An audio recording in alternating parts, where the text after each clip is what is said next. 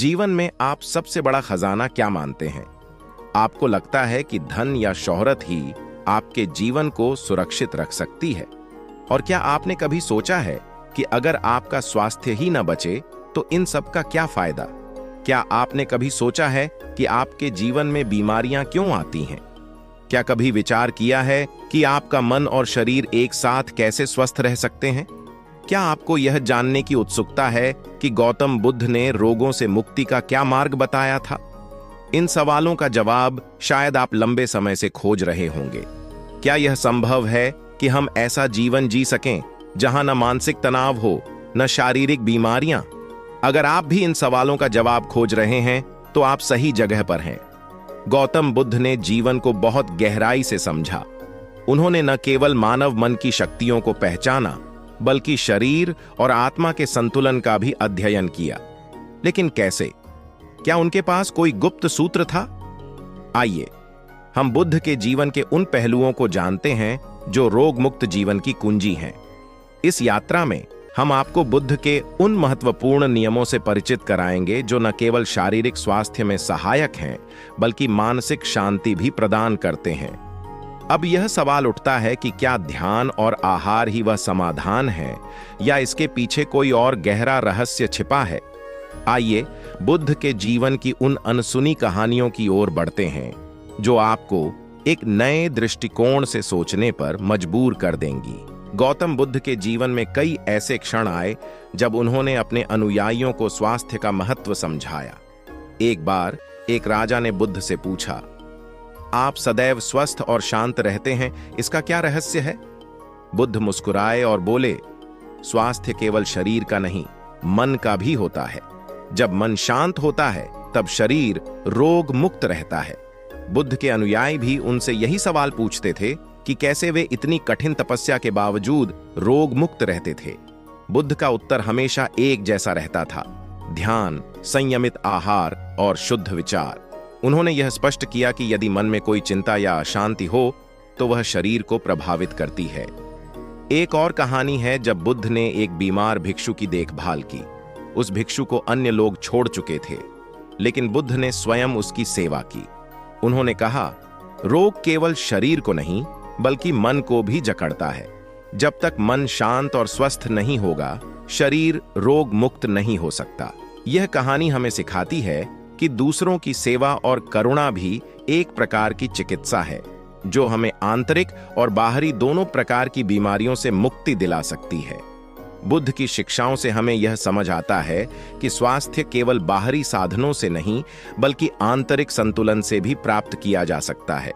तो क्या आप भी जानना चाहेंगे कि ध्यान और आहार कैसे इस प्रक्रिया का हिस्सा बनते हैं? आइए अगले भाग में ध्यान और मन के संतुलन पर चर्चा करें। ध्यान यानी मन को एकाग्र करना बुद्ध की शिक्षाओं का मुख्य स्तंभ था। क्या आपने कभी सोचा है कि ध्यान से शरीर कैसे रोग मुक्त हो सकता है? यह सवाल सुनने में अजीब लग सकता है, लेकिन इसका उत्तर बहुत गहरा है।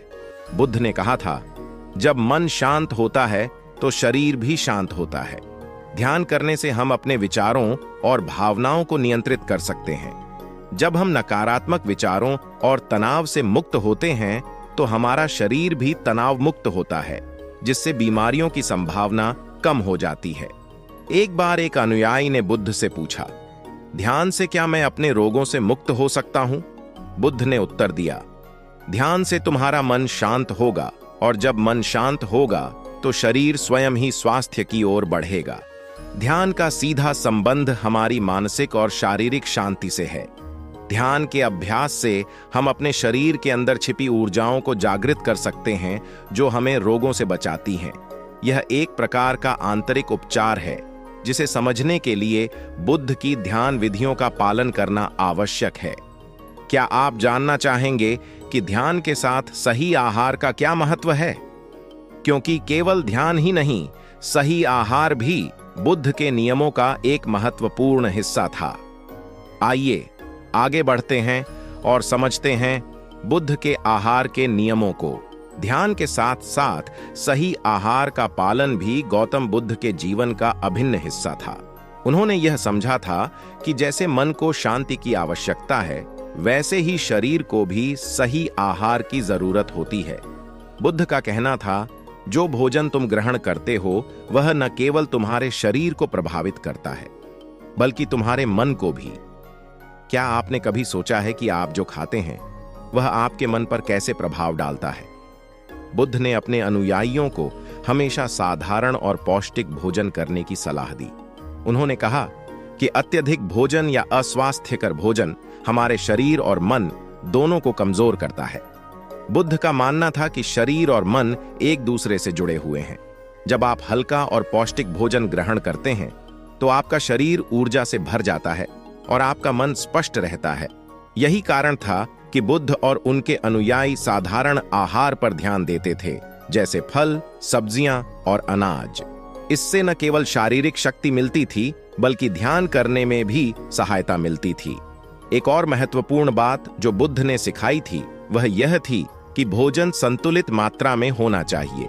उन्होंने कहा, अत्यधिक भोजन भी शरीर को कमजोर करता है और कम भोजन भी। संतुलन ही रोगमुक्त जीवन की कुंजी है। तो क्या आप जानना चाहेंगे कि सकारात्मक सोच और भावनाओं का हमारे स्वास्थ्य पर क्या प्रभाव पड़ता है? क्योंकि यह केवल शरीर का नहीं बल्कि मन का भी खेल है। चलिए अब अगले हिस्से में जानते हैं सकारात्मक सोच के बारे में। क्या आपने कभी सोचा है कि आपकी सोच भी आपकी बीमारियों का कारण बन सकती है? यह सुनने में अजीब लग सकता है, लेकिन यह सच्चाई है। गौतम बुद्ध ने कहा था, जैसे आपके विचार होते हैं वैसे ही आपका जीवन होता है। अगर आपके विचार सकारात्मक हैं तो आपका शरीर और मन दोनों स्वस्थ रहेंगे। बुद्ध ने यह बात बार बार दोहराई कि हमारी भावनाएं और विचार हमारे शरीर को प्रभावित करते हैं। यदि आप क्रोध, चिंता और तनाव से घिरे रहते हैं तो आपके शरीर पर इसका नकारात्मक प्रभाव पड़ता है। उन्होंने यह भी कहा कि जितना आप अपने मन को शांत और स्थिर रखेंगे उतना ही आपका शरीर रोग मुक्त रहेगा। एक बार एक अनुयायी ने बुद्ध से पूछा, मैं हमेशा बीमार रहता हूं, क्या इसका कोई मानसिक कारण हो सकता है? बुद्ध ने उत्तर दिया, तुम्हारे विचार ही तुम्हारे सबसे बड़े दुश्मन हैं। यदि तुम नकारात्मकता में फंसे रहते हो तो तुम कभी स्वस्थ नहीं रह सकते। सकारात्मक सोच और भावनाओं को नियंत्रित करने के लिए ध्यान और आत्मनिरीक्षण की आवश्यकता होती है। बुद्ध ने सिखाया कि अगर हम अपनी भावनाओं पर काबू पा लें तो हम न केवल मानसिक शांति पा सकते हैं बल्कि शारीरिक रूप से भी रोग मुक्त रह सकते हैं। तो क्या आप जानना चाहेंगे कि सामाजिक जीवन और सेवा कैसे हमारे स्वास्थ्य को प्रभावित करती है? आइए अब इस पर विचार करते हैं। गौतम बुद्ध का मानना था कि एक स्वस्थ और रोग मुक्त जीवन के लिए सामाजिक जीवन और सेवा का भी महत्वपूर्ण योगदान है। उन्होंने कहा था, सच्ची खुशी तब मिलती है जब हम दूसरों की भलाई के लिए कार्य करते हैं। बुद्ध ने यह समझाया कि जब हम अपने आसपास के लोगों की सेवा करते हैं तो हम अपने मन और शरीर दोनों को शुद्ध करते हैं। सेवा से न केवल मानसिक संतोष मिलता है बल्कि यह हमारे स्वास्थ्य को भी बेहतर बनाता है। आपने शायद यह अनुभव किया होगा कि जब आप किसी की मदद करते हैं तो आपको एक अद्भुत सुख की अनुभूति होती है। यही वह सुख है जो आपको अंदर से मजबूत बनाता है। बुद्ध ने कहा था, जब तक आप दूसरों की सेवा नहीं करेंगे तब तक आप पूर्ण रूप से स्वस्थ नहीं रह सकते। सामाजिक जीवन में भाग लेना और दूसरों के साथ समय बिताना भी हमारी मानसिक और शारीरिक स्वास्थ्य को बेहतर बनाता है। जब हम अकेलेपन से बाहर आते हैं और दूसरों के साथ जुड़ते हैं तो हमारा मन सकारात्मक ऊर्जा से भर जाता है और यह ऊर्जा हमारे शरीर को भी प्रभावित करती है। अब क्या आपने कभी सोचा है कि शारीरिक श्रम और व्यायाम भी बुद्ध की शिक्षा का हिस्सा हो सकता है? आइए इस बारे में और जानते हैं। बुद्ध ने यह बात बहुत पहले समझी थी कि शरीर को स्वस्थ रखने के लिए शारीरिक श्रम और व्यायाम बहुत जरूरी है। उन्होंने अपने अनुयायियों को शारीरिक श्रम का महत्व सिखाया। बुद्ध के अनुसार शरीर और मन के संतुलन के लिए व्यायाम आवश्यक है।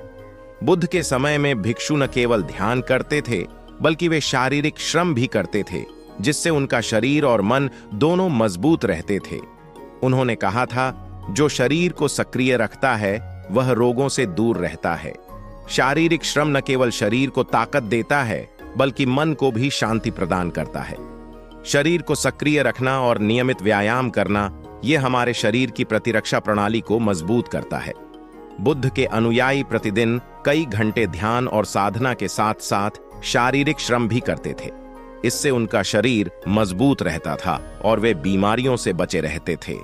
अब जब शरीर और मन की बात हो रही है तो पर्यावरण और प्रकृति का इसमें क्या योगदान हो सकता है, आइए अगले भाग में जानते हैं।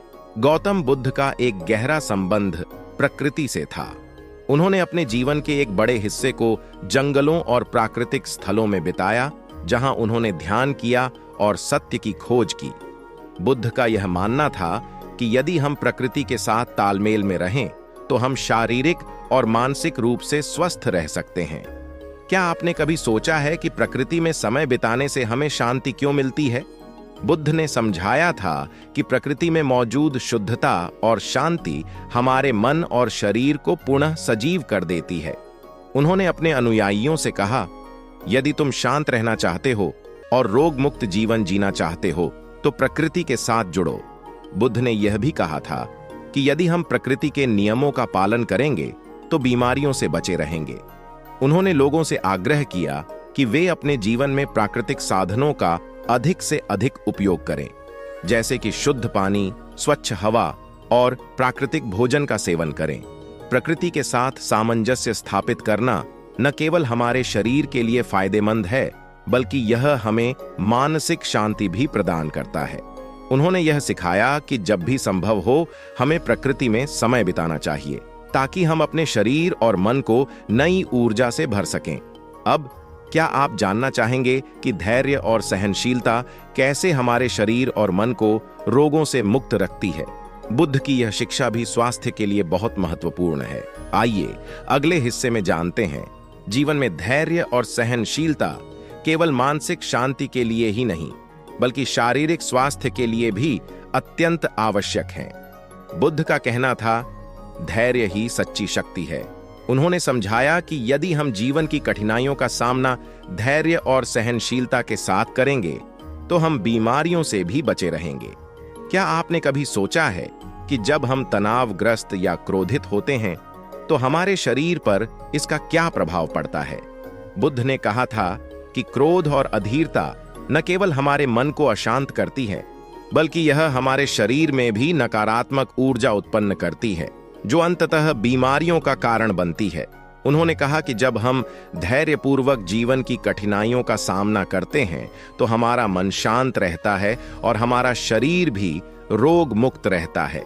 बुद्ध ने अपने अनुयायियों से यह आग्रह किया कि वे धैर्य और सहनशीलता को अपने जीवन का हिस्सा बनाएं ताकि वे शारीरिक और मानसिक रूप से मजबूत बन सकें। धैर्य का अभ्यास न केवल मानसिक शांति लाता है बल्कि यह हमें रोगों से लड़ने की शक्ति भी देता है। बुद्ध ने यह सिखाया कि जीवन में आने वाली कठिनाइयों को धैर्य के साथ सहन करें क्योंकि यही सच्चे स्वास्थ्य और शांति का मार्ग है।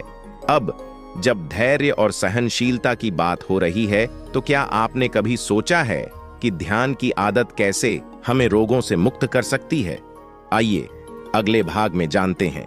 गौतम बुद्ध की शिक्षा का केंद्र बिंदु ध्यान था। उन्होंने अपने अनुयायियों को सिखाया कि नियमित ध्यान से न केवल मानसिक शांति प्राप्त होती है बल्कि शारीरिक स्वास्थ्य भी उत्तम रहता है। बुद्ध ने कहा था, ध्यान वह साधन है जिससे मन और शरीर दोनों स्वस्थ रहते हैं। क्या आपने कभी सोचा है कि ध्यान करने से हमारे शरीर और मन पर क्या प्रभाव पड़ता है? बुद्ध के अनुसार ध्यान एक ऐसा उपाय है जिससे हम अपने भीतर की ऊर्जा को संतुलित कर सकते हैं।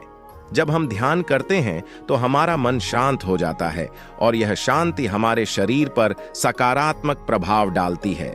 उन्होंने यह भी कहा था कि नियमित ध्यान करने से हमारी प्रतिरक्षा प्रणाली मजबूत होती है जिससे हम बीमारियों से दूर रहते हैं। ध्यान केवल मानसिक शांति ही नहीं लाता बल्कि यह हमारे शरीर को भी रोगों से बचाता है। बुद्ध ने यह सिखाया कि यदि हम प्रतिदिन ध्यान का अभ्यास करें तो हम न केवल मानसिक शांति प्राप्त करेंगे बल्कि हमारे शरीर की ऊर्जा भी संतुलित रहेगी जिससे हम रोगों से बचे रहेंगे। उन्होंने कहा, ध्यान ही वह मार्ग है जिससे तुम सच्चे स्वास्थ्य की प्राप्ति कर सकते हो।